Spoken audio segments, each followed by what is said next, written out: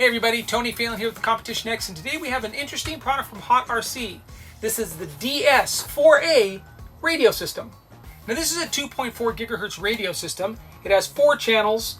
It works on the FHSS spectrum, but the interesting thing about it, as you can see, it's a one-handed radio system. Now the idea behind this radio system being one-handed is that you can actually use this. It's got a thumbstick here in the middle. It's got a trigger like a normal radio, but it's got a thumbstick here in the middle where you can turn left or right, so you could basically drive any vehicle with one hand.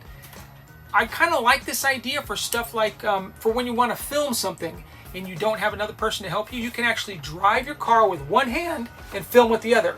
So we're going to get this thing out of the box and check out what comes inside.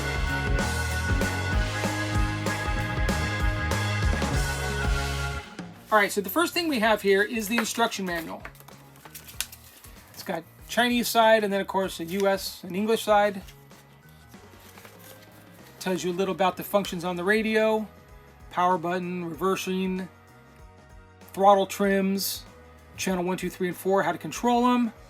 And that tells you a little bit about the lighting, the throttle, some specs on the radio itself, and then the instruction manual itself, how to make modifications to the radio while you're using it. It also has a 4-channel receiver. It's a nice little small 4-channel receiver. And then it looks like a wrist strap here that goes through here. So you can wrist strap on your radio. And then a little paper here that has specifications on the receiver. So the DS-4A it's made of plastic. It doesn't quite have the same feel as one of your super expensive radio systems, but it does feel quite ergonomic. It does say right handle here, which means I think it's right for right-handed use. It feels pretty good actually this way. I'm left-handed driving like most people. It doesn't quite feel as ergonomic, but I think it'll be fine. I think I can get used to it. You have batteries in the bottom.